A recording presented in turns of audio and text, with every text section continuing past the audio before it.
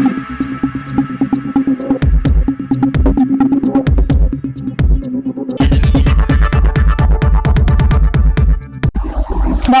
সময় বাংলা সংবাদে আপনাদের স্বাগত। আপনাদের সাথে আমি প্রীতি। দেখে নেব আজকের বিশেষ বিশেষ সংবাদ। মেদিনীপুরে রানী শিরোমণি নৃত্য উৎসব 2026 জমকালো আয়োজনে আন্তঃজেলা ভিত্তিক নৃত্য প্রতিযোগিতা। পশ্চিম মেদিনীপুরে সাংস্কৃতিক পরিমণ্ডলকে সমৃদ্ধ করতে বিদ্যাসাগর স্মৃতি মন্দিরে অনুষ্ঠিত হল রানী শিরোমণি নৃত্য উৎসব 2026। ডক্টর রজনীকান্ত দোলের স্মৃতিতে আয়োজিত এই অনুষ্ঠানে ছিল আন্তঃজেলা ভিত্তিক দলগত নৃত্য প্রতিযোগিতা এবং বিস্ময় প্রতিভা অন্বেষণ। পশ্চিম মেদিনীপুর সৃজনভূমি ওয়েলফেয়ার অর্গানাইজেশনের উদ্যোগে আয়োজিত এই উৎসবে পশ্চিমবঙ্গের বিভিন্ন জেলা থেকে বহু নৃত্যশিল্পী ও সাংস্কৃতিক সংগঠন অংশগ্রহণ করে।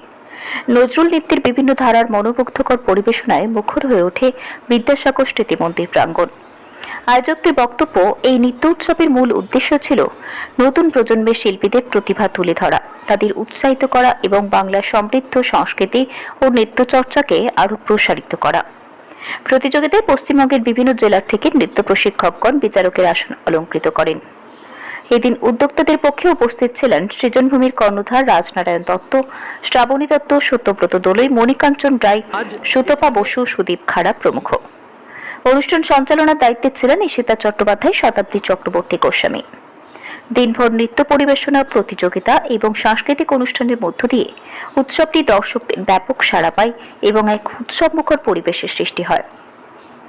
আজকের এই নৃত্য প্রতিযোগিতায় অংশগ্রহণকারী দলগুলি থেকে সেরা 12 দল মূল উৎসবে অংশগ্রহণের সুযোগ পাবে এবং সেখানে সেরার সেরা পুরস্কৃত হবে। নিজস্ব প্রতিনিধি, সময় বাংলা সংবাদ।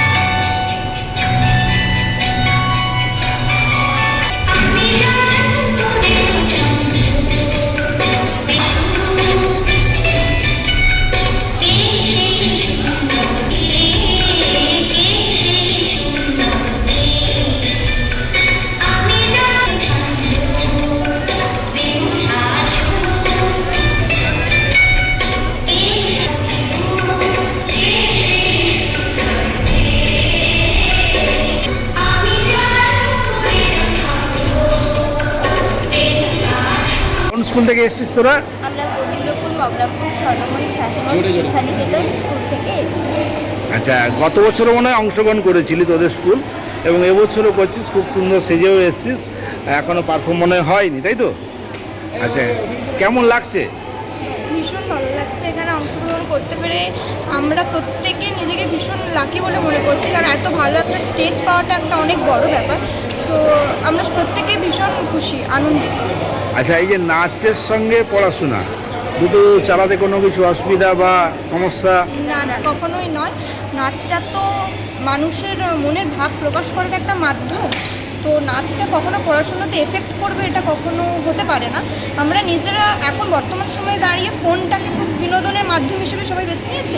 তো আমরা যারা শিল্পী মানুষ, তারা আমরা নাচটাকে বিনোদনের মাধ্যম হিসেবে বেছে নিয়েছি।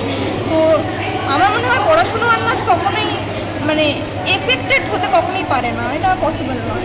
আচ্ছা, এই নাচের যে টিম, যে ম্যাডাম স্যাররা এসছেন, তাই তো? ছুটির দিন, হ্যাঁ, তাও সব তোদেরকে সহযোগিতা করার জন্য এগিয়েছে, তাই তাদের জন্য কি বলবি?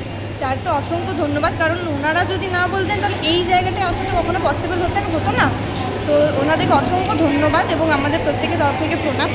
আর এবং আমরা চাইবো যে আমরা তো আসছি এবং আমাদের পরের জেনারেশন যারা এই নাচটাকে মাধ্যম করে এগাতে চায় তাদেরকেও যেন ম্যাম স্যাররা এভাবেই উৎসাহিত করেন এবং এরকম সুন্দর সুন্দর স্টেজ তাদেরকে উপহার দেন এবং তাদের জন্য অসংখ্য ধন্যবাদ।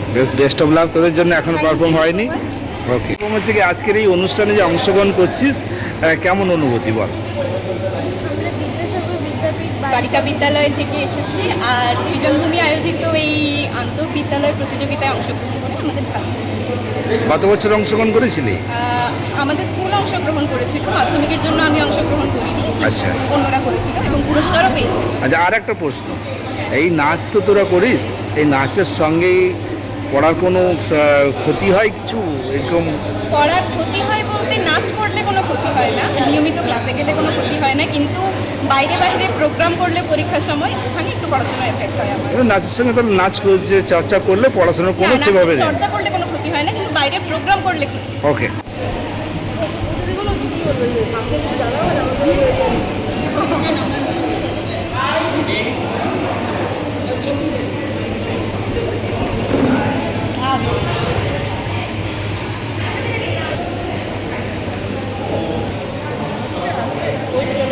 রানী শিরোমণি নৃত্যোৎসব 2026-এর আজকে আন্তঃবিদ্যালয় দলগত নৃত্য প্রতিযোগিতা চলছে, নজরুল নৃত্যের প্রতিযোগিতা।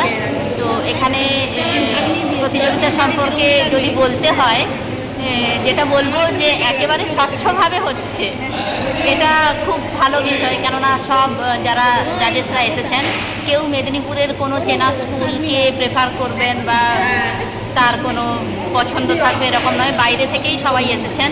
তাছাড়া আমরা কোনো স্কুলের দেখছি যে এখানে কোনো স্কুলের নাম অ্যানাউন্স করে করে ডাকা হচ্ছে না, বেশ সুন্দর একটা ছদ্মনাম দেওয়া হয়েছে, প্রত্যেকটা স্কুলের আলাদা আলাদা, এবং সুন্দরভাবে টাইম মতো শুরু হয়েছে। যেটা মানে সৃজনভূমি যে নাচের স্কুল রয়েছে তার যেটা বিশেষ বৈশিষ্ট্য, প্রত্যেকটা প্রোগ্রামই তার সঠিক সময়ে শুরু হয়। তো টাইম মতো ফার্স্ট হাফের যে 12টা স্কুল অংশগ্রহণ করেছিল তাদের প্রতিযোগিতা শেষ হয়েছে, এখন লাঞ্চ ব্রেক চলছে, এরপরে সেকেন্ড হাফের স্কুলগুলো নাচবে। মানে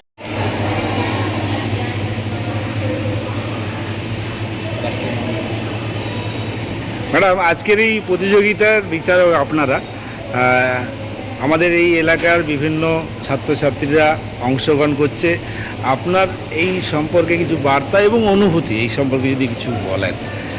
এই উদ্যোগটা তো অসামান্য, এবং এই উদ্যোগ জন্য আমি রাজা এবং শ্রাবণীকে ভূমিশ জানাই। কেননা প্রথম কথা, এই নৃত্যোৎসবে আমি শুনেছি ও ক্লাসিক্যাল ডান্সটাকেই ও প্রমোট করে, সেটা একটা বিরাট ব্যাপার। আর এই যে আন্তর্জাতিকভাবে স্কুল স্তরে যে এই অনুষ্ঠানটা এই যে মানে প্রতিযোগিতা করছে, এটা তো মানে অন্তত আমি বলবো ভীষণই ভালো। কারণ আমাদের এখন যে ছাত্রছাত্রী তারাই তো আমাদের ভবিষ্যৎ প্রজন্ম, এবং ভবিষ্যৎ প্রজন্মের কাছে যাতে এই শিল্পকলা মানে চারুকলাটার যে বিকাশটা তাদের হাত দিয়েই যাতে হবে, এবং আমার অভিভাবক অভিভাবিকারাও সজাগ হবেন যে শিল্পকলার সঙ্গে সম্পৃক্ত থাকলে মানে এটা এক্সট্রা কারিকুলার নয়, এটা কো কারিকুলার অ্যাক্টিভিটি। রবীন্দ্রনাথ নিজে বলে গেছেন। আমি নিজের রবীন্দ্রনাথ বিশ্ববিদ্যালয় থেকেই মানে পড়াশোনা গবেষণা সব কিছু করে ওখানেই অধ্যাপনা করতাম, বর্তমানে আমি অবসরপ্রাপ্তা। তা সেই হিসেবে বলছি যে এইগুলো শিখলে বরঞ্চ পড়াশোনা বলুন সব অন্য শিক্ষারও অগ্রগতি হয়।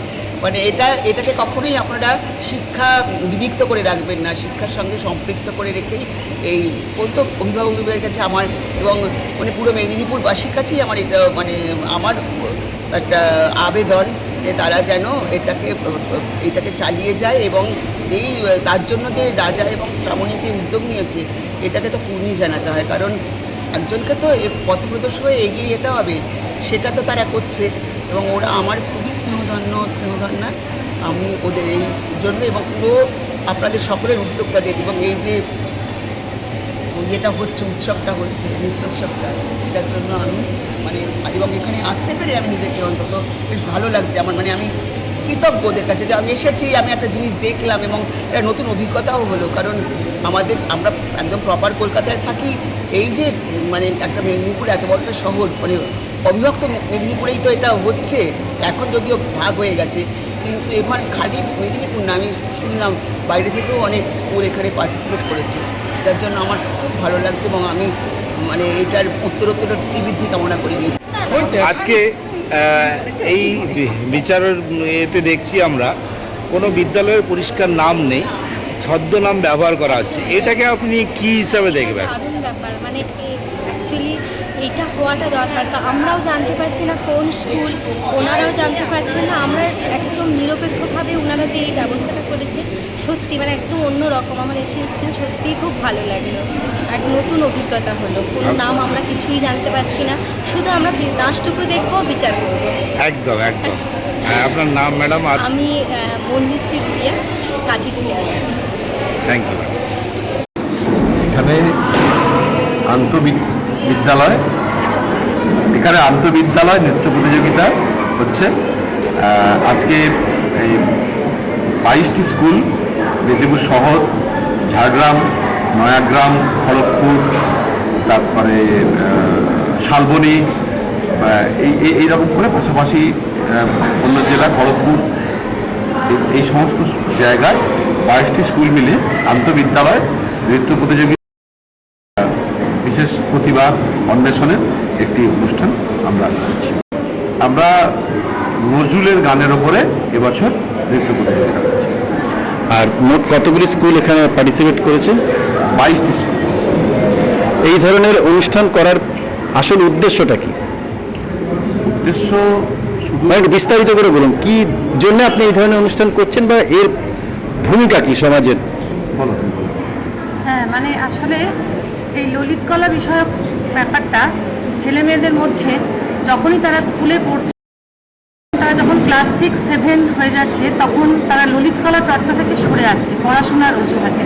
কিন্তু পড়াশোনার পাশাপাশি যে ললিত কলা চর্চা, সে নাচ হোক, গান হোক, আবৃত্তি হোক, আঁকা হোক, তারা যদি একটি বিষয়ে তারা চর্চা করে, তাদের অনেক সামাজিক দায়বদ্ধতা এবং নিজেদের সঠিক একটি মানুষ গড়ে তোলার জন্য তাদের এই শিক্ষাটি অত্যন্ত প্রয়োজন এবং ভবিষ্যতে এটা নিয়ে তারা এটাকে পেশা হিসেবে তারা দেখতে পারে।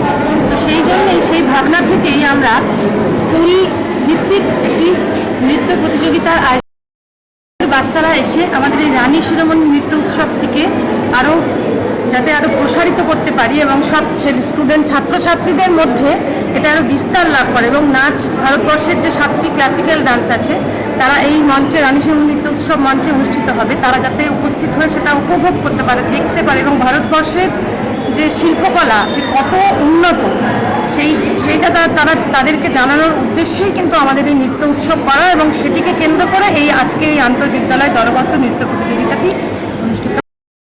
স্কুলকে নিয়ে ভাবনাটা কেন হলো? না, গত বছর আমরা করেছিলাম রবীন্দ্রনাথের গানের উপর, সেটা এবছর একটু পরিবর্তন করা হয়েছে, পরিবর্তন করে নজরুলের যে কোনো গানের উপর। যেহেতু এগুলো বিদ্যালয়, তো বিদ্যালয়ে সব রকমের ছেলেমেয়েরা এতে অংশগ্রহণ অতটা সহজ করা যায়, কিন্তু নজরুলের গানের উপর আমরা একটি 5 মিনিট সময় দেওয়া হয়েছে এবং স্কুলের বিদ্যালয়ে ক্লাস 6 থেকে ক্লাস 12 পর্যন্ত যে কোনো ছাত্রছাত্রী অংশগ্রহণ করতে পারে। আপনার নাম? আমার নাম শ্রাবণী দত্ত। রানী শিরোমণি নৃত্য উৎসব চলছে আমাদের শহরে এবং এটা এখন শুধু পশ্চিমবঙ্গ নয়, পশ্চিমবঙ্গের বাইরেও নৃত্যশিল্পীদের কাছে মেদিনীপুরকে চেনাচ্ছে। এটা আমার প্রথম প্রাপ্তি এবং এই জন্য সৃজনভূমির আমার বন্ধু রাজনারায়ণ দত্ত ও আমার বোন শ্রাবণী দত্তকে অশেষ ধন্যবাদ এবং কৃতজ্ঞতা যে আমার মেদিনীপুরকে নিয়ে যাচ্ছে অনেক জায়গায় রানী শিরোমণি নৃত্য উৎসব নিয়ে, রানী শিরোমণির নাম দিয়ে। এবং আজকে যেটা হচ্ছে, যেটা এবছর আমরা 2য় বছরে পদার্পণ করলাম, দলগত স্কুল ভিত্তিক নৃত্য প্রতিযোগিতা।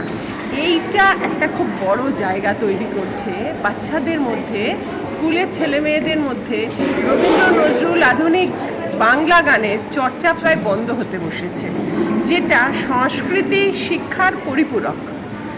এই দুটোকে একসাথে নিয়ে বাচ্চাদের মানে ছাত্রছাত্রীদের যদি মানসিক বিকাশটা ঠিকঠাক হয়, তাহলে ভবিষ্যতে তারা বড় হয়ে নৃত্যশিল্পী হবে কিনা জানি না, যে পেশাতেই থাকুক না কেন সেই পেশার সঙ্গে তারা পরিবারের প্রতি যত্নবান হবে, বৃদ্ধাশ্রমে বাবা মায়েদের পাঠাবে না, রাস্তায় বৃদ্ধ ঠাকুমা বা দিদাকে বসিয়ে রেখে যাবে না।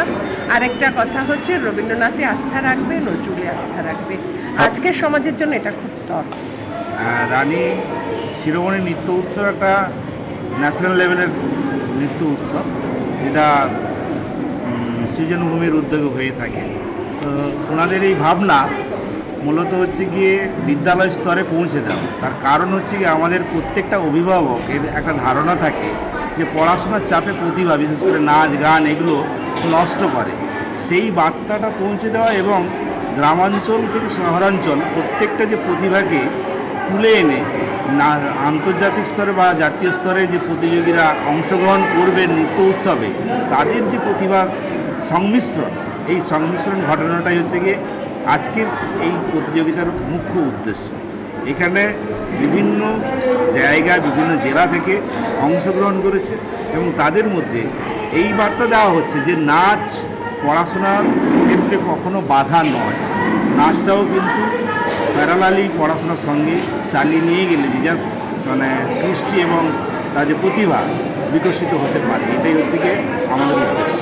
সংস্কৃতির বিকাশের সঙ্গে প্রকৃতির একটা সম্পর্ক রয়েছে, অর্থাৎ সেই প্রকৃতির সঙ্গে সংস্কৃতির মেলবন্ধন বিশ্বকবি রবীন্দ্রনাথ ঠাকুর থেকে শুরু করে প্রত্যেক যিনি মানুষ সেটা করে গেছেন।